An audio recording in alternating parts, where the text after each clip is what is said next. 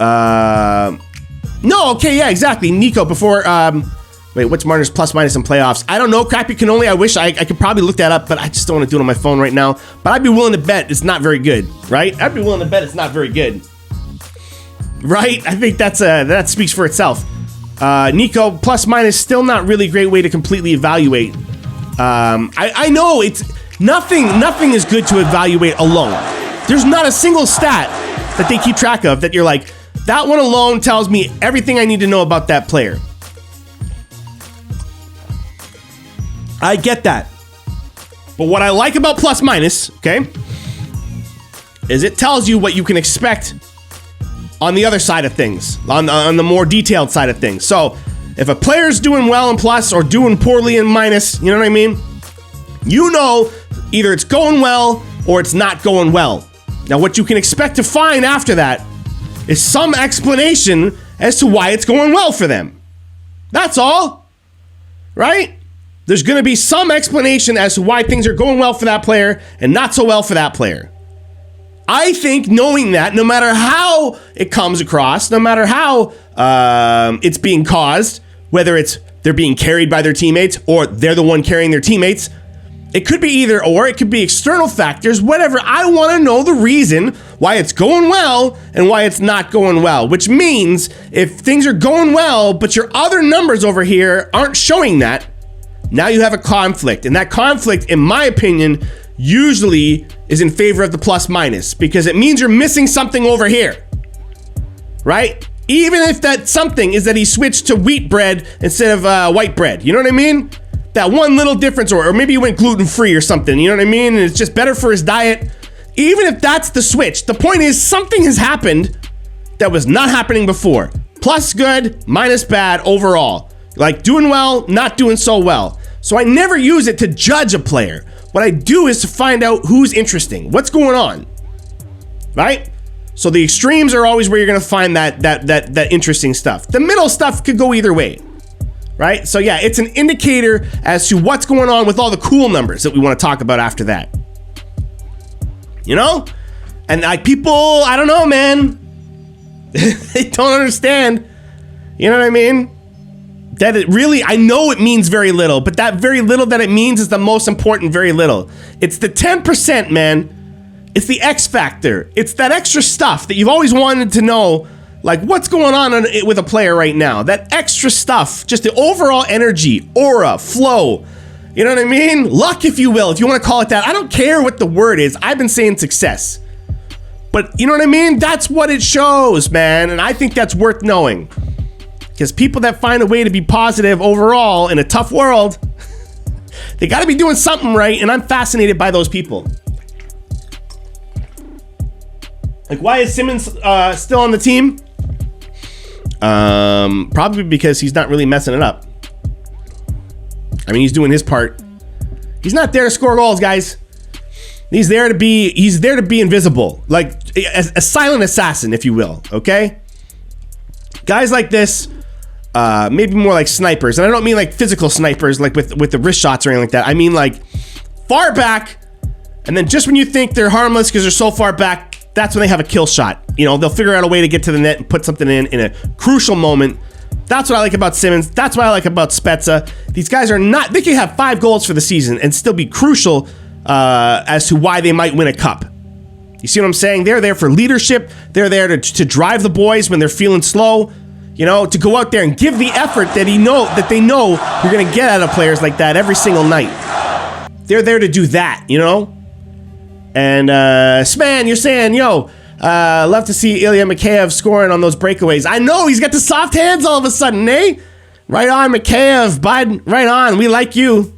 We've always liked Mikheyev. He was the original soup. The soup cans in the chat were originally for Mikheyev, man, before we got Campbell. Right? Now we got the Campbell soup in there. It's blue now. But you know, that was that original one. That was for Mikheyev. And it looked like they were gonna trade him, man. Like look at the documentary series they did that, you know what I mean? That all or nothing thing, right? It sounded like they were gonna get rid of this dude. And now he's got the soft hands a couple of times, looking good out there.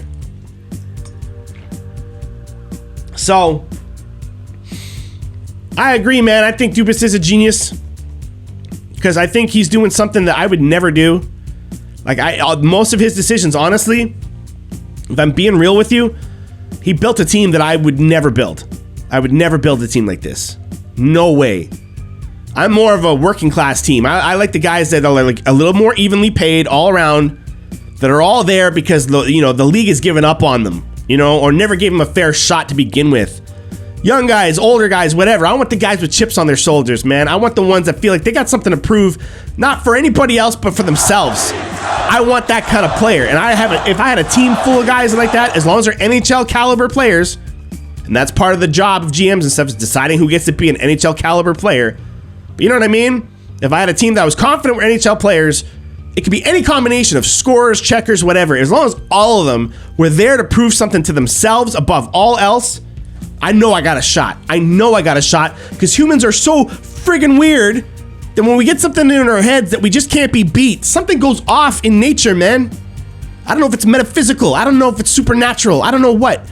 But when you see the legends out there, it's because up here, they believed in themselves harder than anybody else, no matter what people said around them. There's something magical about that, and I'm fascinated by it. It's why I like documentaries about successful people. Especially athletes. Michael Jordan, Wayne Gretzky. I love this stuff. Wendell Clark. You know what I mean? Like, I love this stuff. I love finding out how successful people do things. Music, movies, all of it. I'm fascinated by that. Because I'm like, is it in all of us, or are some people just born with it? It's a fascinating question. So, not to get too sidetracked, but this is the fun part of all this, right? You get sidetracked. It's hockey. It's beautiful. What am I missing? I'm rambling again, guys. I'm sorry. That's why it's hard to support this team, because they all been paid before they've actually done anything. And I agree with you. Cannoli, let me tell you, I would never run a team this way. I would never run a team this way if I was a GM. But they've been to the playoffs, or essentially at least elimination hockey. Like that Columbus year wasn't really in the playoffs. That was the play-in round. Whatever. The Leafs have been there consecutively since they brought in Matthews, Marner, and Nylander all together at the same time. That first year, that was the Washington year. And then they had 2 back-to-back years against Boston, right? 2 more against Boston. And then they had Columbus and now Montreal, right? So, like, I'm not even doing that right. But you know what I mean? All elimination hockey. I got to see that since these boys joined the team. So he's doing something right. He's getting them to the dance. And that's as someone who witnessed a decade with no playoffs, man, it gets bleak after about 3 or 4 years. You know what I mean? It's not even just by the time it gets to 10, now it's finally disgusting. Nah, man. 3rd year in, like, the city of Toronto just was not buzzing, man. People weren't proud of their team.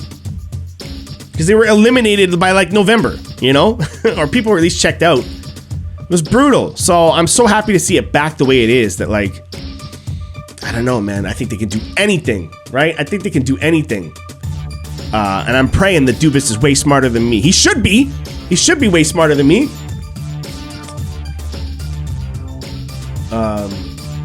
If it's hard for you, you've made it about you.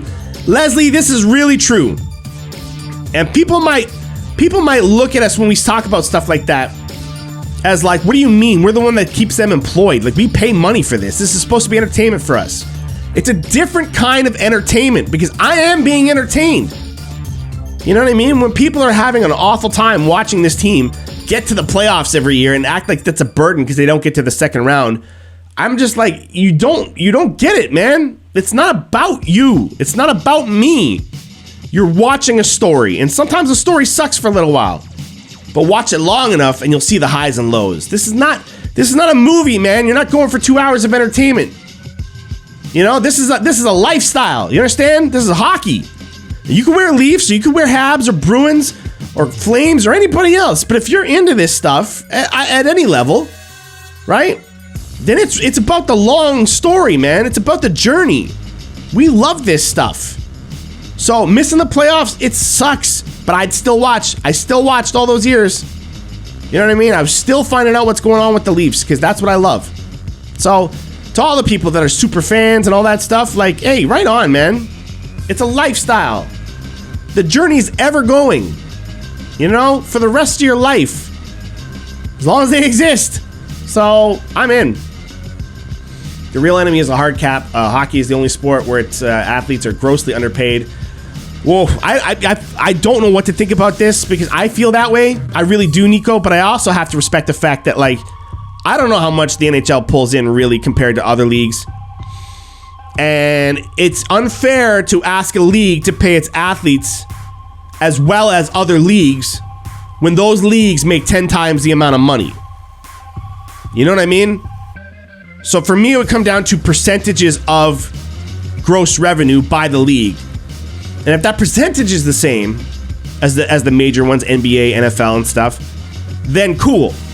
Even if it's really low because your league is very small. If it's the same kind of ratio, I think that's fair. So I don't know where the NHL is in comparison to what that equal ratio would be. But if they're well below that, then yeah, I'm with you. The players need to get paid more then. That's unfair. Give them the same percentage. But, you know, I think the NHL is actually doing pretty well in that regard. I could be wrong. But from what I hear on news radio and stuff, like talk or sports radio and stuff, AKZ, speaking of the documentary, did you see the part where they were drafting Matthew and they were heavily looking at analytics? Yeah, I probably saw it, man. I don't remember. Yeah, I was trying to get I wish I could have seen so much more footage of Dubas and stuff. You know what I mean? And really hearing the conversations of what they're thinking, what's going on. I could watch a whole series in that. You don't have to show me any of the game. I saw the game. You don't have to show me the game footage, you know, in a fancy cinematic way. I remember those games. I was watching that series, and I swear to God, every time it got to a game, I remembered the discussion that happened online afterwards more than the game itself. Do you see what I'm saying? It actually helped me remember what happened in the game. Because the game would come up in the documentary, I'd see who it was against, what part of the year, and I would remember the online conversations we had about it, so I could predict what happened in the show. I didn't need to look it up. I remembered. It was like photographic. The outrage of some people that I had to deal with after some of these games. So yeah, I remember them all vividly. But yeah, I would love to know how Dubas is using analytics, because I'm telling you, it's probably way better than any people online. Of course, myself included, but even the top dogs. I'm telling you, he's on another level. He's doing something different. I don't know what it is. It's probably not plus minus, I'll tell you that, but nor should it be. I don't know. If it's working for him, you know what I mean? Let him do what he's doing. So, but I would love to see how he does things. But of course, they can't give away those secrets, man. They can't do that. If you want to know, make it a career. Don't be an idiot like me and waste all this time, you know? Go and actually do it. Start being a GM of some cheap team somewhere. Build up a reputation. You know? Do it, man. Do it. You know what I mean?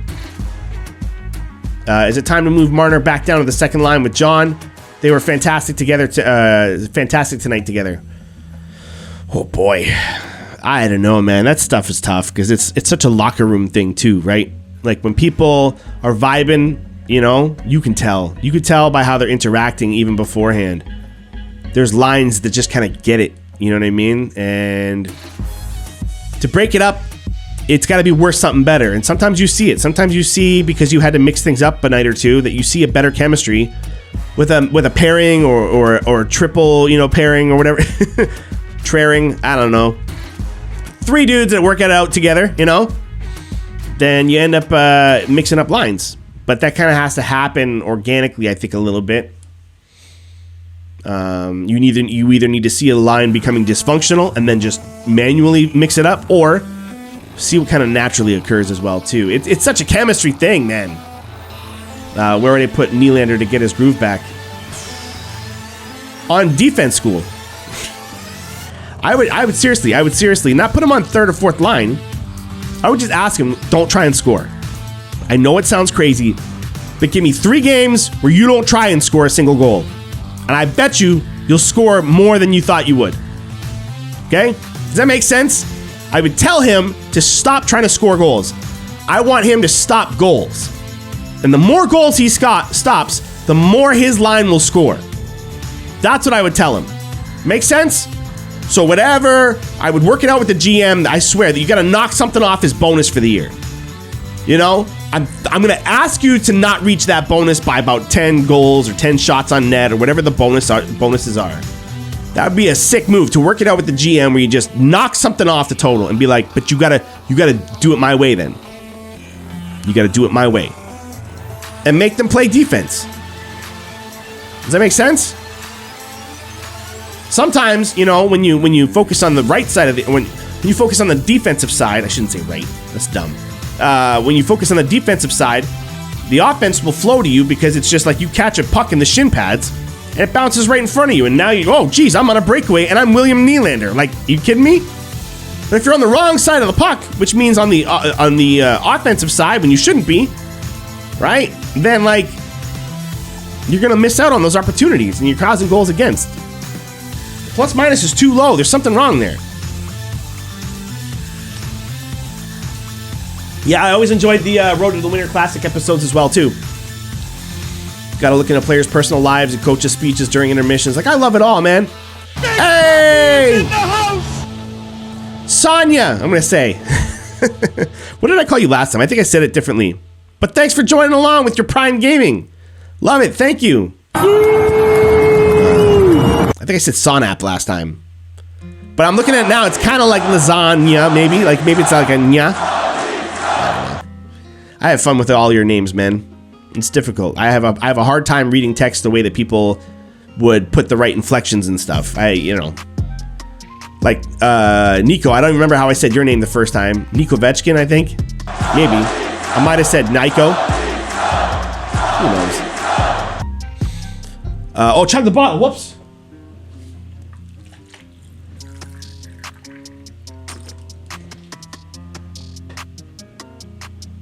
Woo! Oh, I'm gonna need to change the name anyways. All right, we'll make it something cool. It's okay to rebrand, man. Although I would just suggest, guys, if you're gonna be online anyways, why not start making yourself a brand? So pick a name like trubeleafer or whatever else, and then literally everything you touch social media wise should be that. So if you're not having an easy time figuring out one that you can use on all because they're taken across the board, I mean, that can be the tough part. But there's apps and free websites and stuff that can help you find that stuff. I just recommend start building yourself a little brand. You never know what it can become. Maybe you make stickers one day. Maybe you make pies and you sell people frozen pies all around the world. You don't know, so you might as well just put it out there. It's social media. Why not? Pick a brand. Make it easy on yourself. So think about that when you go to change that name, okay? I think that's about it, though, guys. It's been about a half an hour, right? I don't think I have anything else to add. I don't think you guys have really any more questions, maybe. It was a fun night, though. I don't know who we're up against. Next. I never know. I should be paying attention, but maybe not. Well, it depends. You guys want me to stick around for a little bit longer? Let me know in the chat. Do we got anything else? I won't go yet. I see there's a fair amount of you guys tonight. So what's up? Fill that chat with some stuff to say. And I'll quickly blast through them. See if you can get quick little questions in. I don't know. You're happy with that game? Awesome. Boston, you think we're up against next? Yeah, there you go. Bring on Boston. Screw them. Screw Boston. Who are we afraid of? We just beat Florida. Everyone's been struggling with Florida. We just beat Florida. So, and yeah, I know people can go right back and say, yeah, but you just lost to the Habs. Yeah, that's my point. So it means neither of them means nothing. It means anything can happen. So why not just believe, man? Why not just be on the positive side of it? Ooh, and we got Winnipeg on Thursday. What? Oh, that's going to be a good one. We've been waiting for that one. I got to reach out to the Nolan Hockey Podcast, see if we could set something up with them before the game. Maybe the day before. I think that'd be nice. Because we started a fake rivalry with Winnipeg. It's been a lot of fun.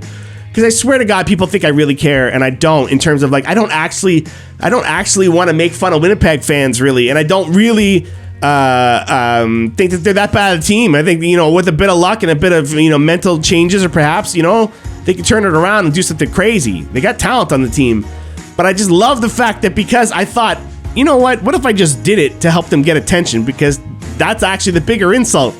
Is that they're always talking about how they never get attention. Well, you know what? I'm going to give it to you then. This season, I'm going to give it to you. And if you don't think I'm serious, check out #WinnipegJets, okay? All one word, #WinnipegJets on Instagram, and just see how far down before you see one of my posts about them. I'm telling you, you don't have to go that far. Maybe a couple of thumb scrolls. I'm a Leafs fan. How am I hitting higher up on the Winnipeg charts most nights than Winnipeg fans. That's what I'm talking about. You see what I'm saying? We get the attention just for wearing this. Just for wearing this. Everybody hates us. And the other people that don't hate us love us so much they go crazy in the chats and stuff every time they see like-minded Leafs fans. Right? Tampa... Oh, wait. So then, yeah, we got the Winnipeg one on the 31st. Simmons going to fight Trouba on Thursday. Why not? Let's go for it, man. Is it S-Man or is it S-Man? I kind of like both. Running low on the agua. Winnipeg circles the date on the calendar when they play the Leafs. I mean, right? Like, they did it to themselves. They did it to themselves. You know what I mean? They put us on that pedestal long before we came along. They wanted a rivalry, so they got it. They got it, right? From the bottom of my heart, it's just been a lot of fun. It's just nice to have somebody else to, like, you know, talk smack to. So, thanks, Winnipeg fans. You're welcome to come at me all the time. You know that. Don't be scared. What am I going to do? I'm a guy on the internet. You know what I mean? Don't listen to me. Oh my God, we have another Florida trip. Yeah, exactly. We have to go, we still have to play Florida Panthers 2 more times, man. 2 more times. You know what I'm saying? That's craziness. That's craziness. So let's hope that they can keep that up. Right? Get inside Florida's head. Get inside Tampa's head. Because, I mean, chances are you're playing one of them in the playoffs anyways. So why not be ready for him? Why not be ready for him? You know what I mean? Winnipeg, Winterpeg. Oh, jeez. Going hard on Winnipeg. I love it. They love it too, guys. Trust me, they love it. They love it. They love that someone's talking about them again. It's good times, all right? Don't let their seemingly, it's not really hatred, okay? They're just trying to be funny too. They just can't be as funny because they're from Winnipeg. So, hey, you know what I mean? I mean, I gotta go after that. I'm gonna keep saying bad things and get myself in trouble. So, thank you very much, guys. Thanks for all the extra love tonight. It was a really big night. Thank you all.